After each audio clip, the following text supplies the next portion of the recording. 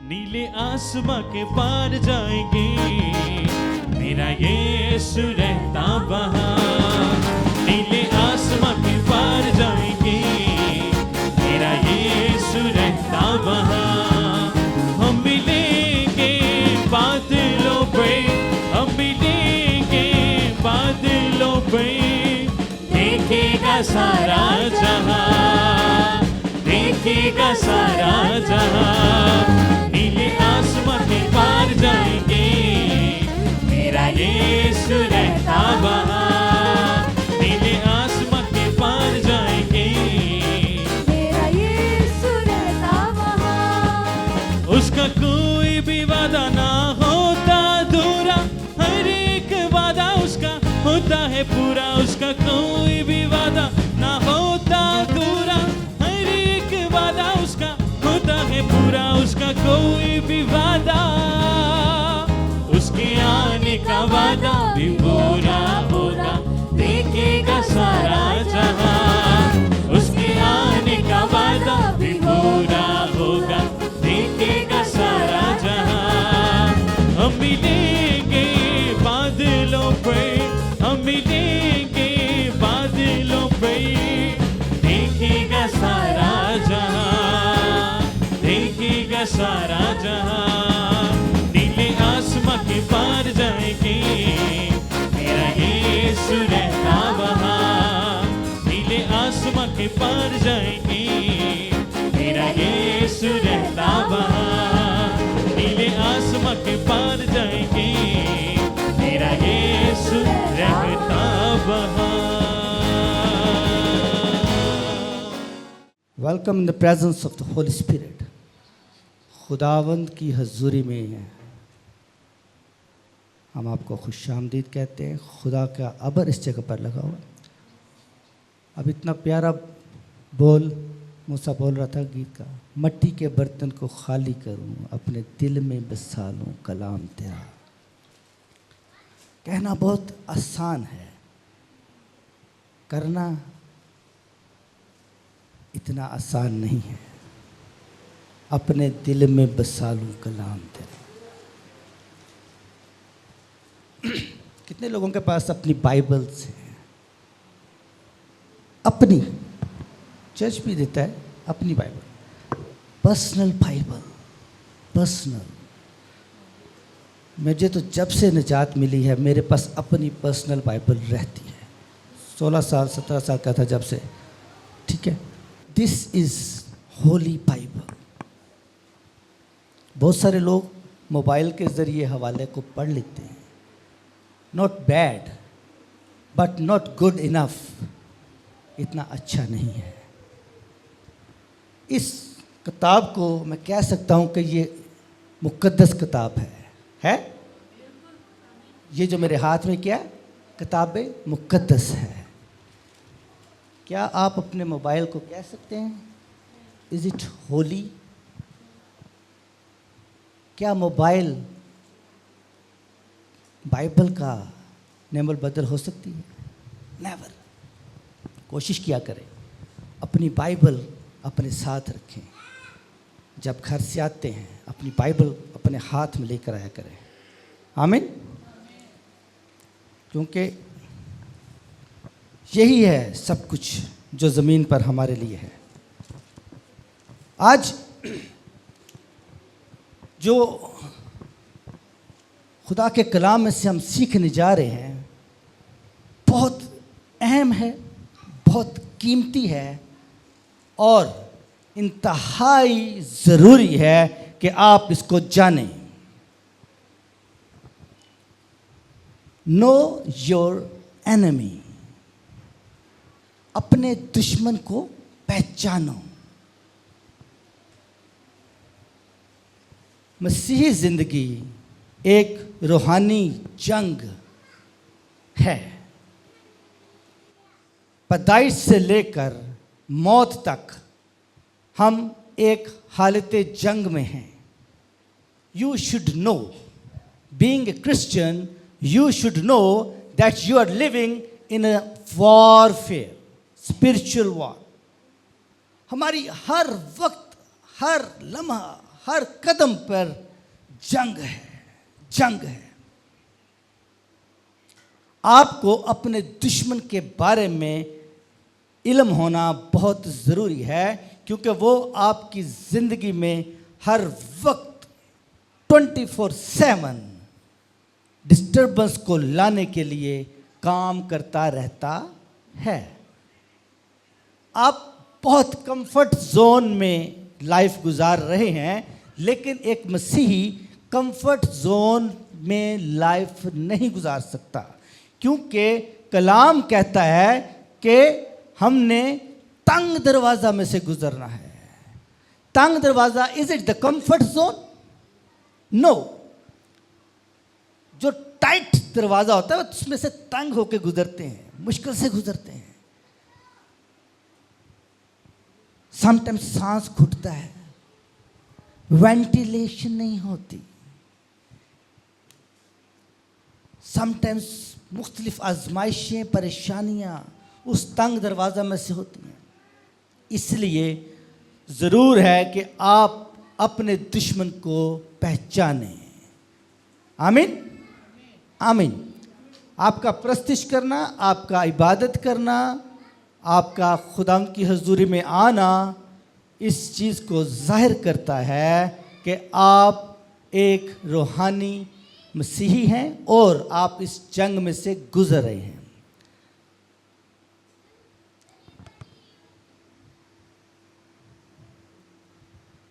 खुदावंद हमें ट्रेनिंग देता है।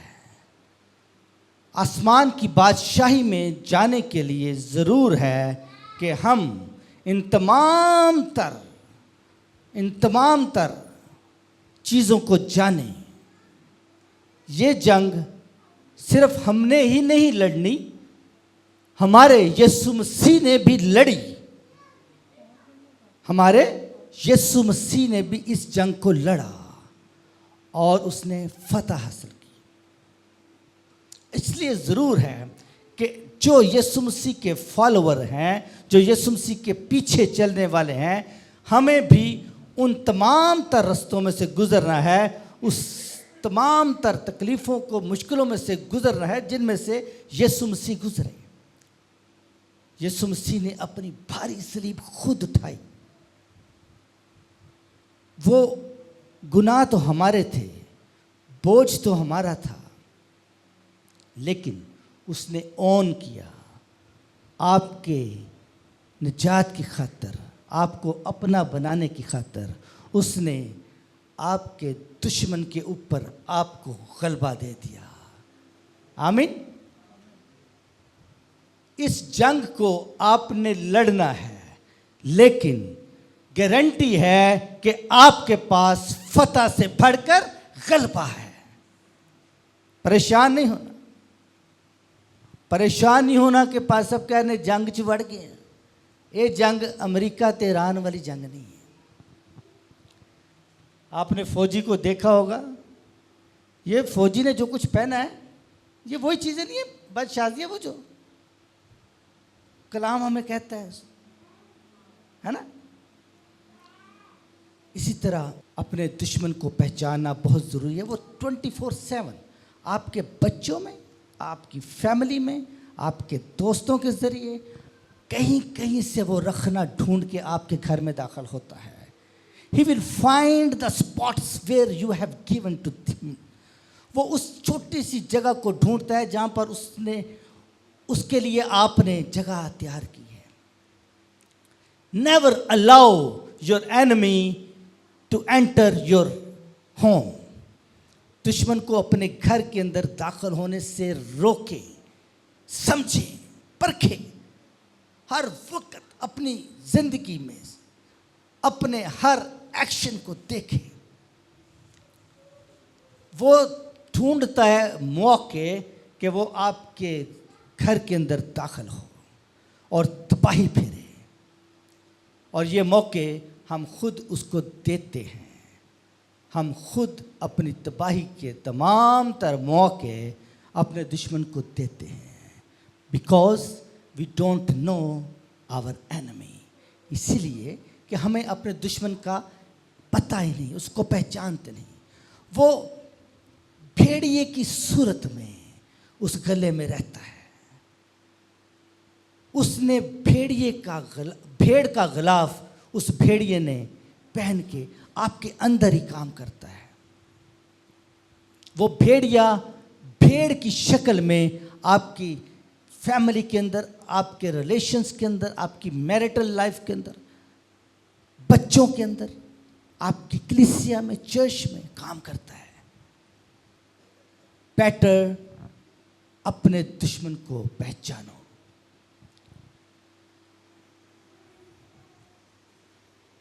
डिफरेंट फेजेस में से गुजर के हम रूहानी जंग को सीखते हैं। इस सरमन में हम रूहानी जंग के 2 ज़रूरी पहलुओं को हम सीखेंगे। अगर आपके पास नोटबुक है, please write down the things. Please लिखा करें इन चीज़ों को सीखा करें अपने अंदर। आप जो कुछ सुनते हैं दैट इज़ नॉट इनफ, लेकिन अगर आप उसको राइट डाउन करते हैं तो वो आपकी लाइफ में उसका इम्पैक्ट फ़र्क होता है। लिख लिया करें। समटाइम्स मेरे पास पेन नहीं होता तो मैं क्या करता हूँ, पास्टर साहब जो स्क्रीन्स बनाते हैं मैं उनकी फ़ोटो ले लेता हूँ अपने मोबाइल के ज़रिए, ताकि मैं बाद में उसको नोट डाउन कर सकूँ। इफ्सियों की किताब उसका 6 बाब उसकी 11वीं आयत। इफ्सियों 6 बाब 11 आयत। खुदा के सब हथियार बांध लो ताकि तुम अबलीस के मंसूबों के मुकाबला में कायम रह सको। गर्ज खुदावंद की कुदरत में और उसकी कुदरत के जोर में मजबूत बनो। बस आमीन। अब इसके आगे वो तमाम चीज़ें हैं जिनका आज मैं जिक्र नहीं करूँगा, लेकिन टू नो योर एनिमी, अपने दुश्मन को पहचानने के लिए ज़रूर है उसकी कुदरत। आगे क्या? उसकी कुदरत के जोर में मजबूत बनो। उसकी कुदरत के जोर में मजबूत बनो। ये वो की पॉइंट है जिसको हमने सीखना है कि अनटिल अनलेस हम उसकी कुदरत के जोर में मजबूत नहीं हैं तो हम कमज़ोर मसीही हैं। We are weaker. और जब हम कमज़ोर हैं तो ज़रूर है कि आपका दुश्मन आपके ऊपर हमला करेगा। ज़रूर है कि हम उसकी कुदरत में मजबूत बने, उसकी हजूरी में बैठना सीखें, उसके साथ अपना पर्सनल कनेक्शन, पर्सनल ज़ाती रिश्ता खुदा के साथ मजबूत बनाएं। नौजवानों, this is very much important for you. Youth, please follow this. सबसे बढ़कर वो आपका दुश्मन है, क्योंकि जवानी में वो नौजवानों को पकड़ता है और वो गलत रास्तों पर डालता है और फिर खुदा को दिखाता है, देख तेरा नौजवान में फल है। इसलिए ज़रूर है कि आप उसके फरमान में, उसकी पहचान में पढ़ें। Until unless you don't know the word of God, you will be betrayed. You will deceived. अगर आपको खुदा के कलाम का नहीं पता, आपको उसके आप उसकी उसके उसने आपने कभी बाइबल नहीं पढ़ी, आपको you don't know the word says, तो यकीनन आपको वो ज़रब लगाने को है। ज़रूर है कि आप उसकी कुदरत में मजबूत बने। ये तब होगा जब आप पर्सनल प्रेयर स्टार्ट करेंगे। मैंने पर्सनल प्रेयर में ही सब कुछ सीखा है।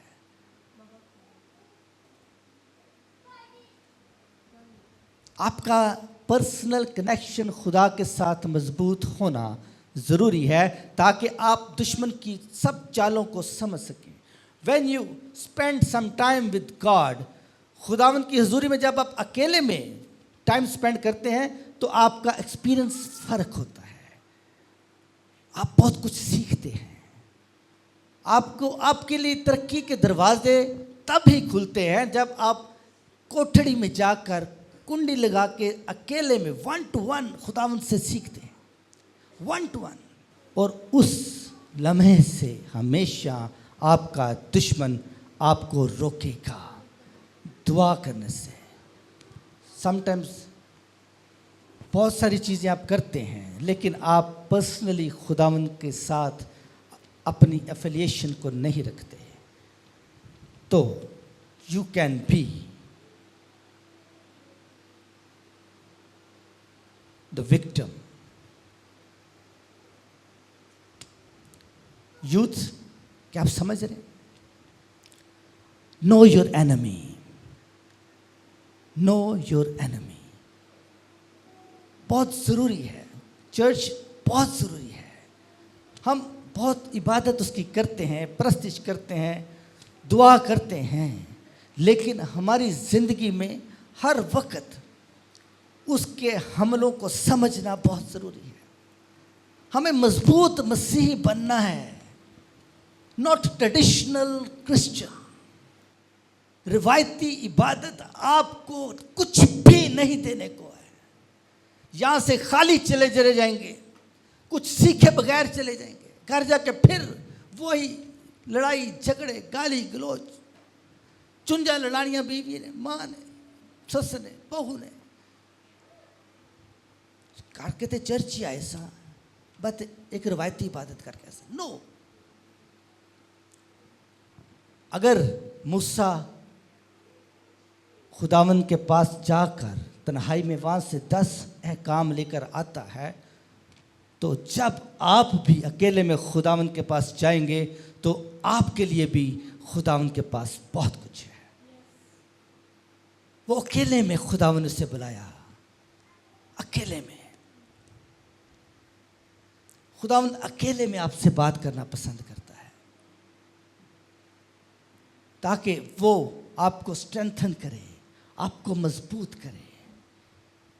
वो अकेले में आपको हिदायत देना चाहता है, इंस्ट्रक्शंस देना चाहता है, जैसे बाप अपने बेटे को अकेले में समझाता है। समटाइम्स हम बहुत सारी चीज़ें ग्रुप में नहीं बता सकते, समटाइम्स हम बहुत सारी चीज़ें जमायत में नहीं बताते, फैमिली में भी नहीं बताते। माएँ अपनी बेटियों को पर्सनली समझाती हैं, बाप अपने बेटों को समझा। इसी तरह खुदा बाप आपको अकेले में मिलना चाहता है, ताकि आपका जो प्लान है, आपके लिए जो खुदा ने प्लान रखा है, वो आपके साथ शेयर कर सके। आपका प्लान खुदावंद आपको तन्हाई में बख्शेगा। व्हेन यू विल गो, वो आपको बताएगा कि बेटा ये तेरी जिंदगी में मेरा मकसद है, इस मकसद को तूने पूरा करना है। और अपने दुश्मन को पहचानना कि इस तरह से वो तेरी जिंदगी में आने की कोशिश करेगा।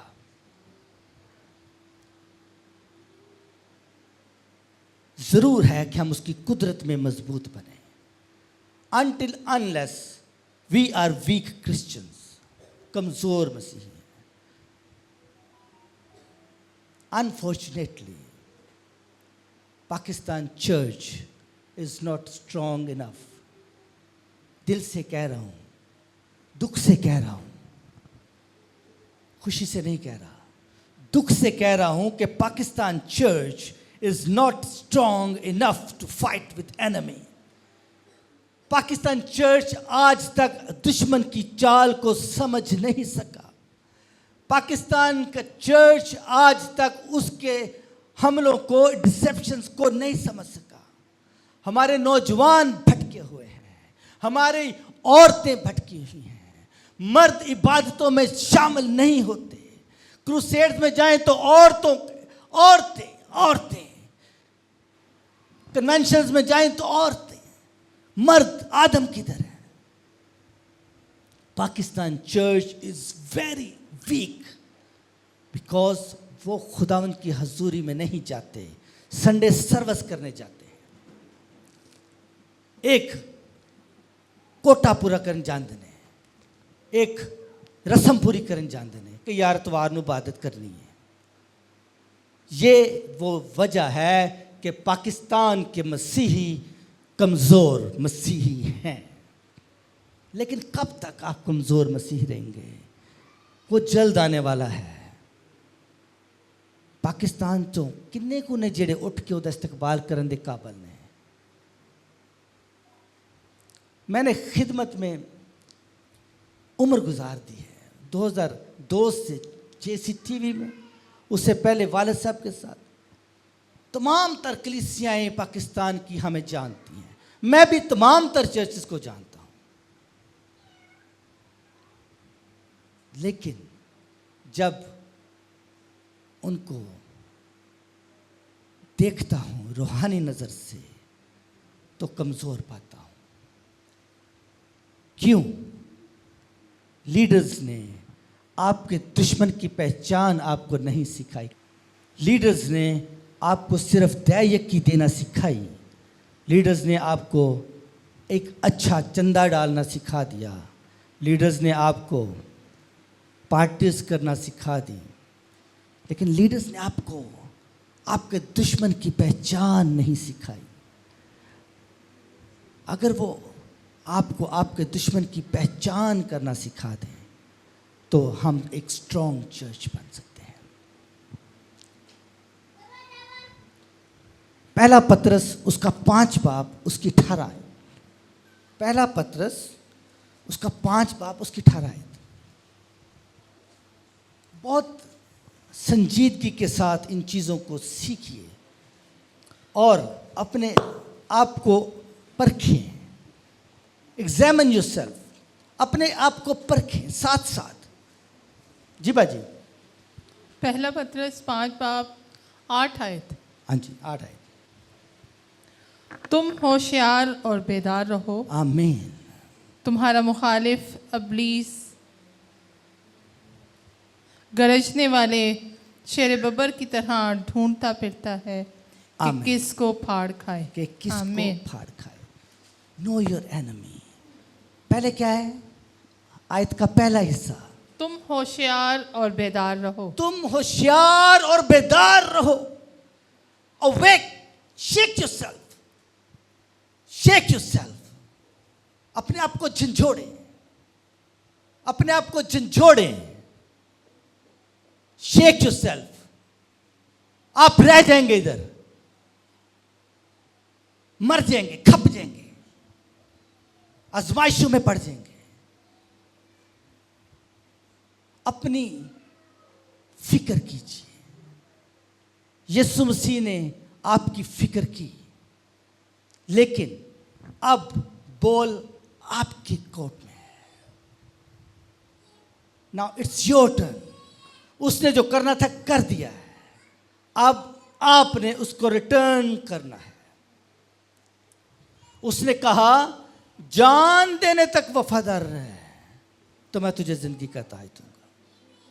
ये रिटर्न है, ये रिटर्न है, क्योंकि वो भी जान देने तक वफादार रहा। Grace gives us comfort, piece.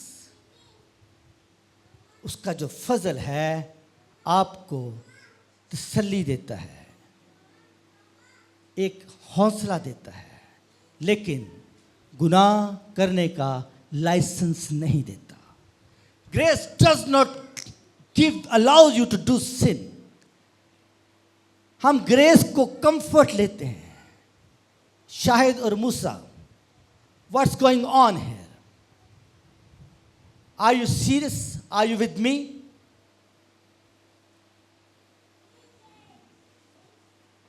Grace जिसको हम फजल कहते हैं, ये इसको हमने मजाक बना लिया है।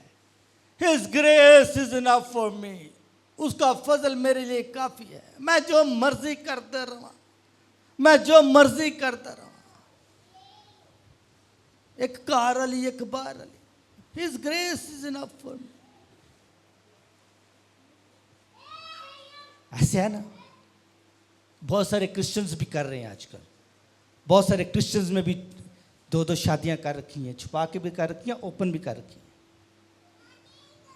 क्या ग्रेस उनको बचा लेगी? क्या ग्रेस अलाउ करती है? Grace is not the license to do sin.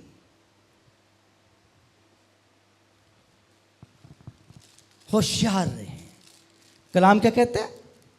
होशियार रहें। इसका मतलब है कि हर वक्त होशियार रहना, दुआ करें, जागें।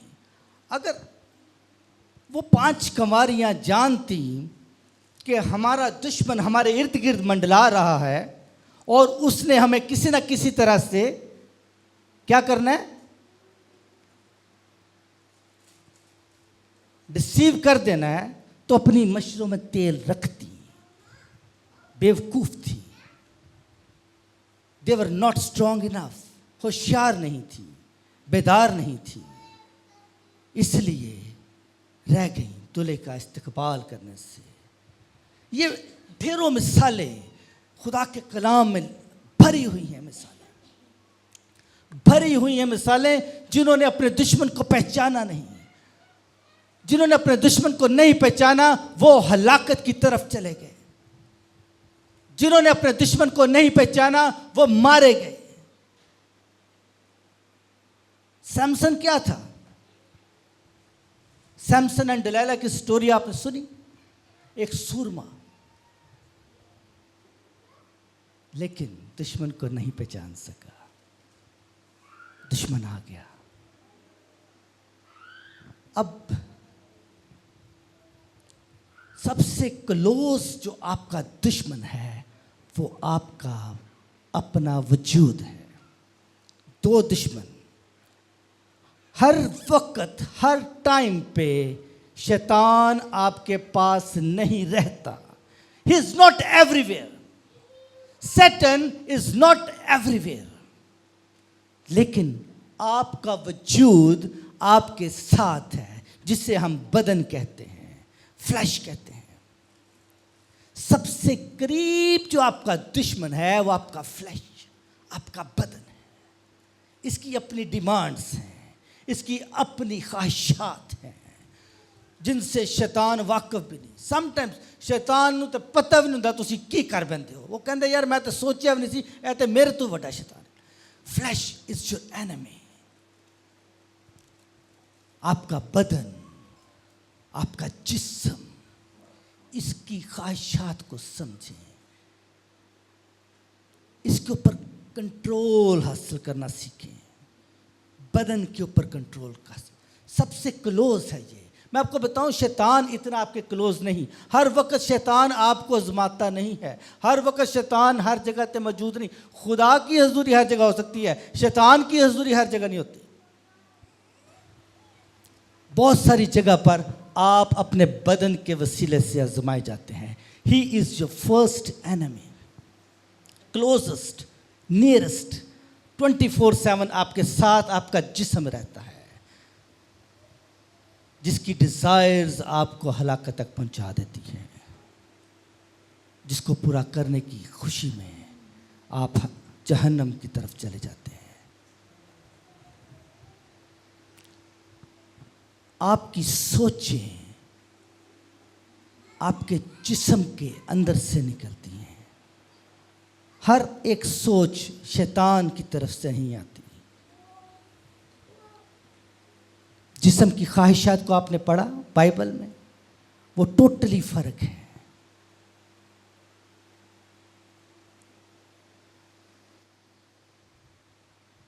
जब आप अपने बदन को काबू में रखना सीख लेंगे तो आप समझ जाएंगे कि आप कैसे कामयाब हो सकते हैं। आपने उन स्टेप्स के ऊपर अमल करना शुरू कर दिया अगर आपने अपने बदन को अपने काबू में रख दिया। पौलुस रसूल कहता है, मैं रोज अपने आप को मारता, कूटता और काबू में रखता हूं। वाई? ताकि तेरे खिलाफ गुनाह ना करूं। मारता, कूटता और काबू में रखता हूं। ये आसान काम नहीं है। This is not easy.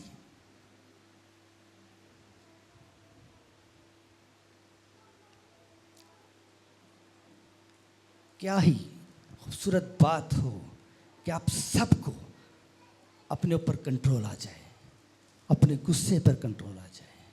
कहते ये बंदा गुस्से, ये जो गुस्से च आ जाता पासे काबू तो पार हो जाता है। इट्स मीन कि वो सिन की तरफ जाना शुरू हो जाता है। ही स्टार्ट अब्यूजिंग, वो गुनाह की तरफ जाना शुरू हो जाता है। जब आपके जिस्म के ऊपर आपका कंट्रोल नहीं, इट्स मीन के आपके ऊपर वो गालिब आ गया, वो दुश्मन आपके ऊपर गालिब आ गया। आप गुस्से में आ सकते हैं, आप इस जिस्म की वजह से आप बुरी रविशों में पड़ सकते हैं। इसलिए ज़रूर है कि होशियार रहें, बेदार रहें। कितने लोग समझते हैं कि वो रोज़ाना रूहानी जंग को एक्सपीरियंस करते हैं। आप में से कितनों ने डेली अपनी ज़िंदगी में जंग को महसूस किया? अपना हाथ खड़ा कीजिए जो महसूस करते हैं कि आप रूहानी जंग में से गुजर रहे हैं। अगर आप समझते हैं कि आप रूहानी जंग में से गुजर रहे हैं तो you are on right path. लेकिन अगर आपको पता ही नहीं है कि रूहानी जंग में से आप गुजर रहे हैं तो you don't know what is Christianity. हर एक के साथ जंग है, हर एक के साथ अपनी अपनी जंग है, दुश्मन के साथ।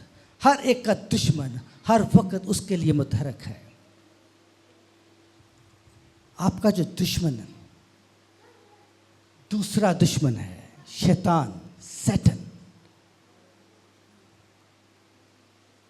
वो सेकंड नंबर पर आता है। जो आपको हर वक्त यीशु मसीह की, खुदा की हजूरी से दूर रखने की कोशिश करता है। वो नहीं चाहता कि आप उसकी प्रेजेंस में जाएं, because when ever you'll go in his presence you will be stronger. जब भी आप खुदा उनकी हजूरी में जाएंगे आप कुव्वत हासिल करेंगे। शैतान दूसरा बड़ा दुश्मन जो आपके लिए काम करता है वो शैतान है, इब्लीस।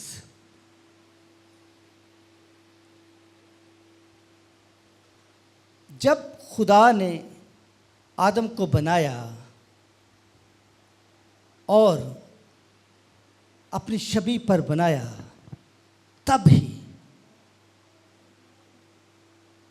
तब से इस दुश्मन ने इंसान के साथ दुश्मनी का आगाज कर दिया। तब से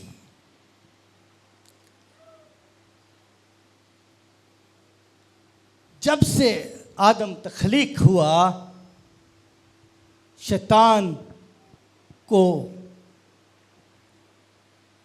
जेलस हुई कि ये खुदा इसके साथ क्यों इतना प्यार करता है,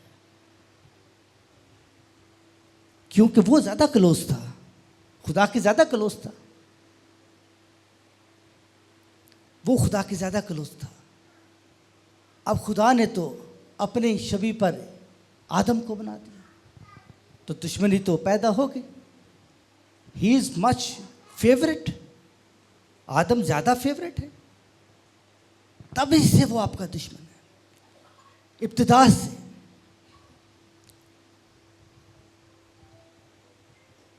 अगर आप अपने दुश्मन को नहीं पहचानेंगे तो आप हलाक हो जाएंगे। अगर आप उसकी चालों को, उसकी बातों को नहीं समझेंगे तो आप तबाही के दहाने पर चले जाएंगे।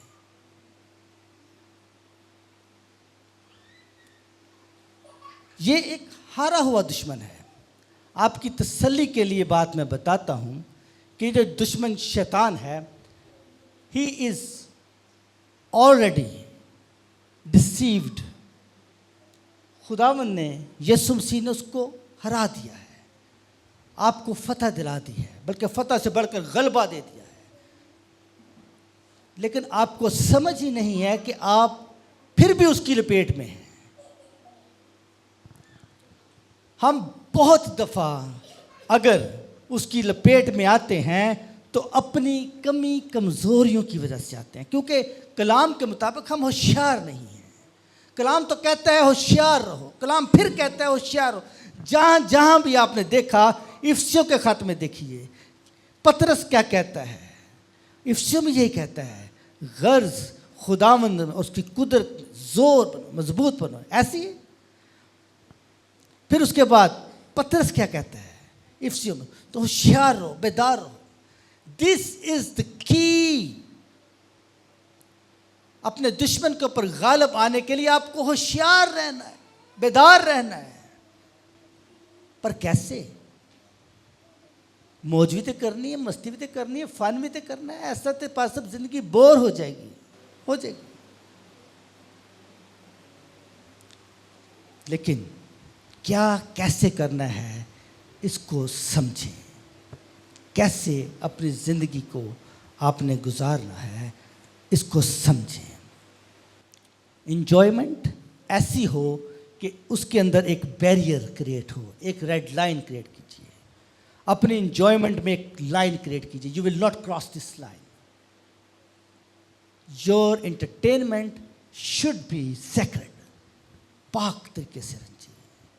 आपकी एंटरटेनमेंट में भी एक लाइन ड्रॉ कीजिए। This is the draw line. दोस्तों, कजन्स, ये लाइन है, हम इसे क्रॉस नहीं कर सकते। ये मेरी रूहानी जिंदगी की बात है। मैं इस लाइन को क्रॉस नहीं करूंगा। मैंने होशियार रहना है, मुझे बेदार रहना है। मेरी लाइफ में मैंने एक लाइन ड्रॉ की हुई है। मैंने एक लाइन ड्रॉ की है, मैं उस लाइन को क्रॉस नहीं करता। मैंने अपनी एंटरटेनमेंट में, अपनी लाइफ में एक लाइन ड्रॉ की है, क्योंकि मुझे पता है कि अगर मैं वो लाइन क्रॉस करता हूं तो मैं डेंजर जोन में चला जाऊंगा। ज़रूर है कि अपनी लाइफ में एक लाइन ड्रॉ करें ताकि आप की लाइफ सिक्योर रहे, आप दुश्मन के हाथों ज़रब ना खा सकें। जब आप दुश्मन की रेंज में जाएंगे तो definitely he will hit you. Protect yourself. अपने आप को कोशिश करें कि पाकरू की हजूरी में रखें। कोशिश करें कि आपके तर्ज अमल से गुनाह सरजद ना हो। कोशिश करें आपके तर्ज अमल से आपकी रूहानी जिंदगी डिस्टर्ब ना हो। कोशिश करें कि आप ऐसी लाइफ गुजारें जो अच्छी भी हो, खुशी भी हो, इत्मीनान भी हो और गुनाह से दूर हो। रिश्तेदारों को खुश करने के लिए अपनी जिंदगी को दांव पे मत लगाइएगा। दोस्तों को खुश करने के लिए दुश्मन के हत्थे मत चढ़ जाइएगा। मैंने तमाम दोस्त छोड़ दिए जो मुझे खुदा की मोहब्बत से जुदा करते थे। मैंने वो तमाम रिश्ते छोड़ दिए जो मुझे खुदा की हजूरी से दूर ले जाते थे। बल्कि मेरी लाइन ये है कि मैं अगर किसी के पास जाता हूं तो उसको भी सिक्योर करने की कोशिश करता हूं, उसको भी खुदा उनके पास लेके आने की कोशिश करता हूं। मेरी कोशिश होती है कि मेरा दोस्त भी किसी तरह से बच जाए, मेरा रिश्तेदार बच जाए। मैं खींचने की कोशिश करता हूं रादर देन आपको वो खींचे, आप उनको अपनी तरफ खींचे। ये लाइन ड्रॉ की है, आप उनको खुदा की हजूरी में लेकर आए, ना कि आप खुदा की हजूरी से बाहर चले जाए। दुश्मन को समझे। He wants to pull you out from the presence of God. वो आपको खुदा की हजूरी से बाहर निकालने के लिए 24/7 काम करता है। पकड़ डाला उसने सैमसून को, रोन डाला उसने।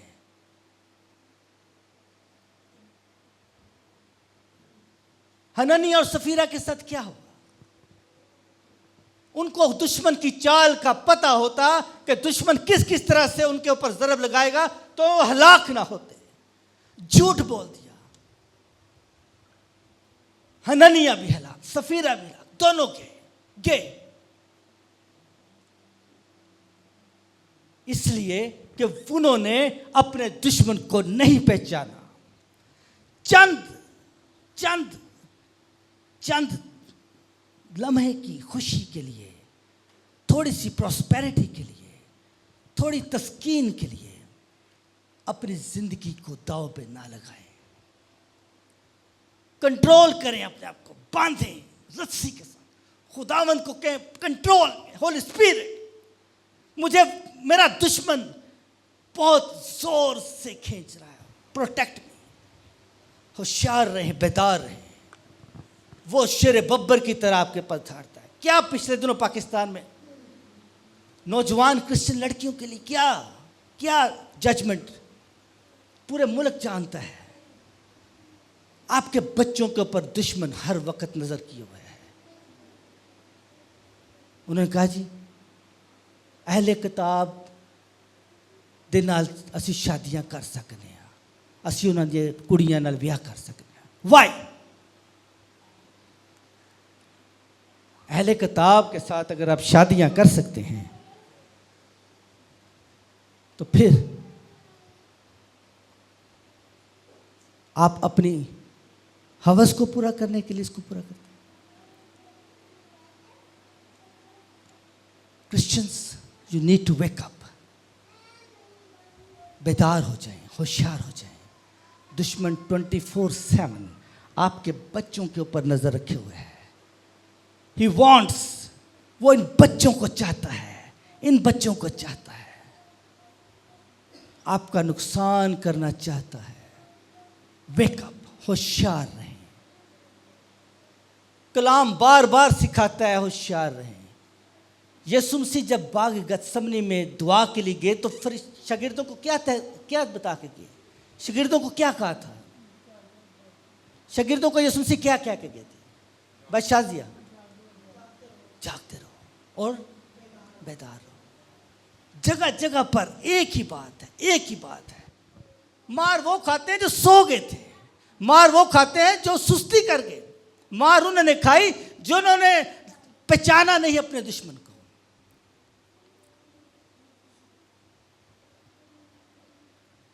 मसीही जिंदगी फूलों का सेज नहीं है। मसीही जिंदगी बहुत कंट्रोल्ड लाइफ है, बहुत controlled. You have to control.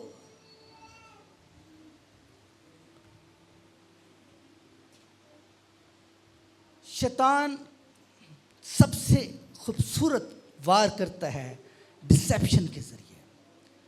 Dissipation को अगर उर्दू में हम कहें तो धोखा है।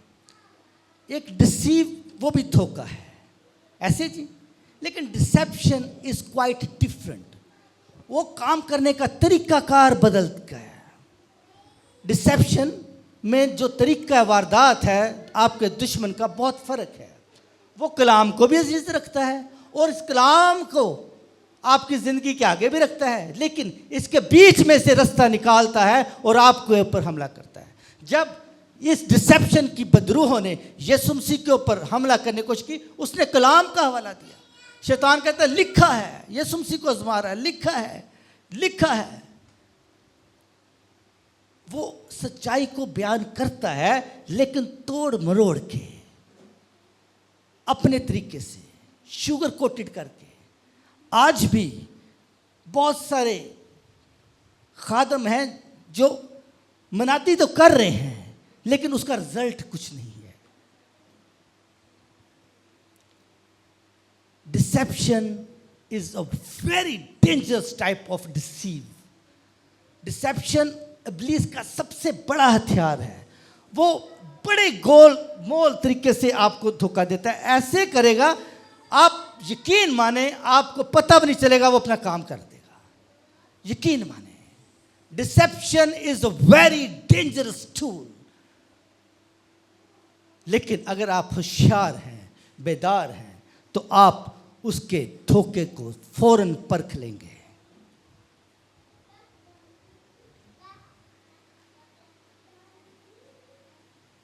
मुकाशवा 12 बाब उसकी 8 आयत। लेट्स सी, क्या आपको बरकत मिल रही है?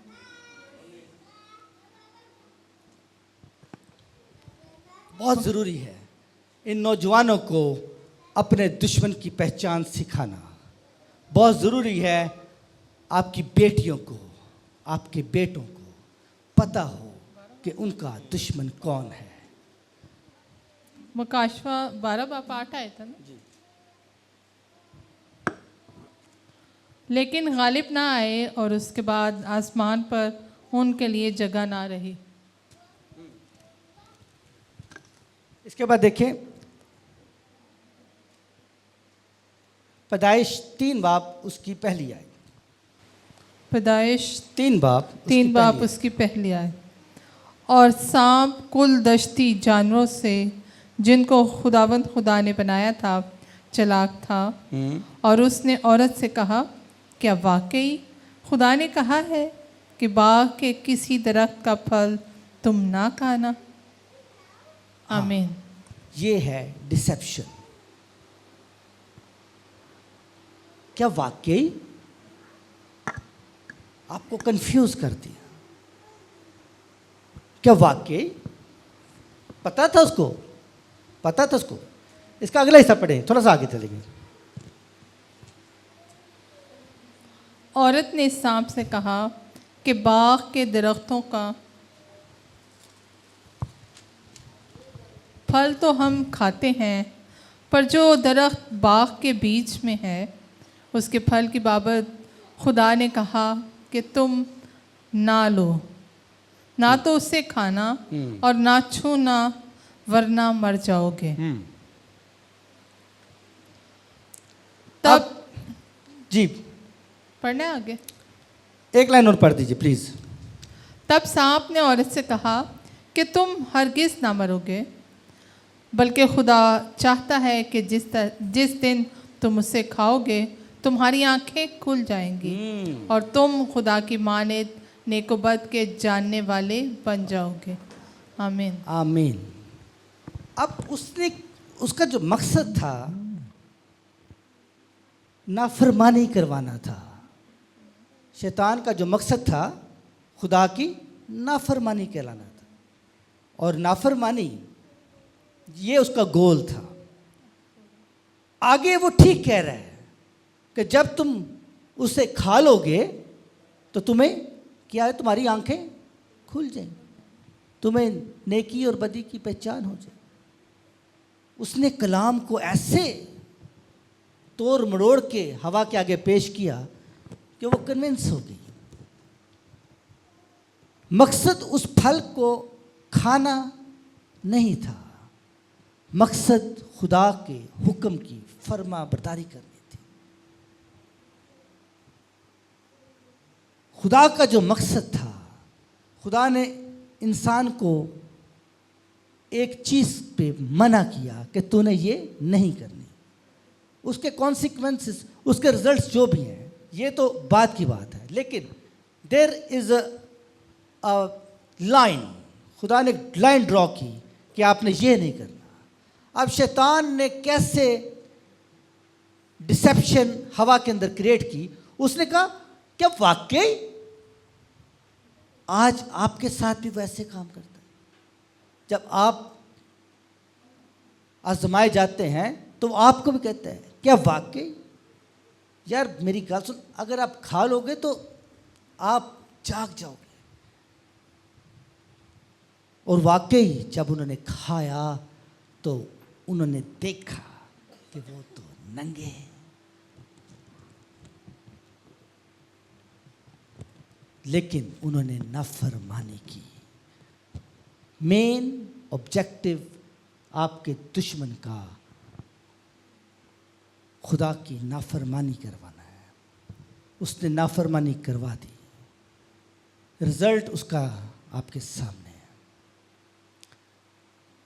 उसका जो ऑब्जेक्टिव्स हैं, मेन ऑब्जेक्टिव्स, उसको खुदा की हजूरी से जुदा करना था।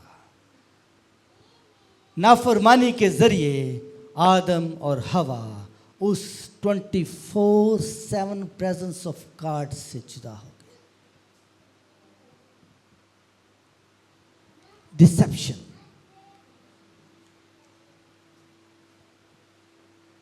इसी तरह हननिया और सफीरा के साथ हुआ, इसी तरह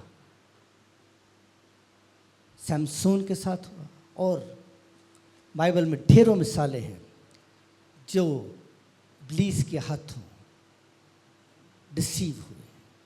मैं नहीं चाहता कि अल्फा ओमेगा चर्च की कलीसिया किसी भी जगह पर जब दुश्मन उनके घरों के ऊपर अटैक करना लगे तो वो डिसीव हो।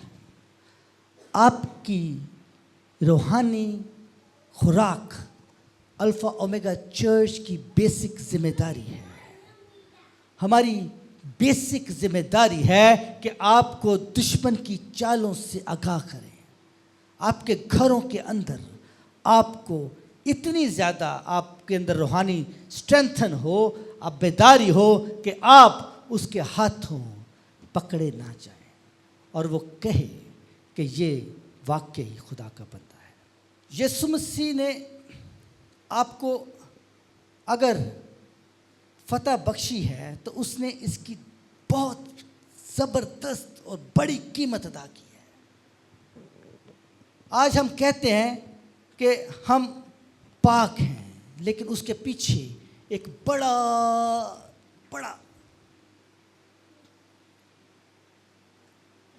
एक बड़ी कुर्बानी है, एक बहुत बड़ा काम है, एक बहुत बड़ा ब्रेक थ्रू है। उसको समझने की ज़रूरत है। ये जो फतह से बढ़कर गलबा आप क्लेम करते हैं, कभी इसको एक्सपीरियंस भी करके देखें। फतह से बढ़कर गलबा क्या चीज़ है, कभी इसको एक्सपीरियंस करें। एक्सपीरियंस, मैंने इसको एक्सपीरियंस किया है। फतह से बढ़कर गलबा को एक्सपीरियंस करके देखें, आपको पता चलेगा ये क्या है। यीशु मसीह आलम रवाब में जाता है, पाताल में, और उसके हाथ में कुंजियाँ हैं, और वो कुंजी अगर उसके हाथ में है तो उसने कहा मैं अपना सारा इख्तियार तुम्हें दिए जाता हूँ। He has given you all authority to overcome your enemy. आमीन। कितनों को पता है कि आलम रवाज से खुदाम यीशु मसीह ने कुंजियाँ इब्लीस के हाथों से छीनी। Do you know youth, do you know? इसके ऊपर डिटेल स्टडी है जो आपको जानने की बहुत ज़रूरत है। यीशु मसीह ने आपको क्या क्या दे दिया। यीशु मसीह ने कहा तुम मुझसे बड़े बड़े काम करो, लेकिन कब? जब आप होशियार रहेंगे, बेदार रहेंगे।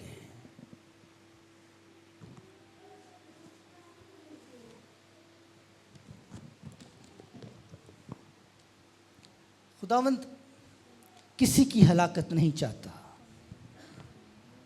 उसने अपने बेटे को कुर्बान करके आपको फतह दिला दी है। अब आपको ज़रूर है कि आप होशियार रहें, बेदार रहें और खुदावंद में मसरूर रहें। अगर आप उसकी प्रेजेंस से बाहर जाते हैं तो आप डेंजर जोन में हैं। अगर आप उसकी प्रेजेंस से बाहर जाते हैं तो वो आप अंडर अटैक है। इसलिए बेदार रहें, होशियार रहें। अगर दुश्मन ने आपका नुकसान कर दिया है और वो आपकी चीज़ चुरा के लेके गया है तो यू हैव द अथॉरिटी। आप उसके खैमा में जाएं, उसको वापस अपनी चीज़ें लेकर आएं। आपको आपके दुश्मन के ऊपर मुकम्मल इख्तियार दे दिया गया है। पहले उसको समझें, उसको अपने घरों में दाखिल ना होने दें, उसको अपनी ज़िंदगी में दाखिल ना होने दें। उसके बाद आपको पता चलेगा कि आप कितने पावरफुल हैं। आमीन।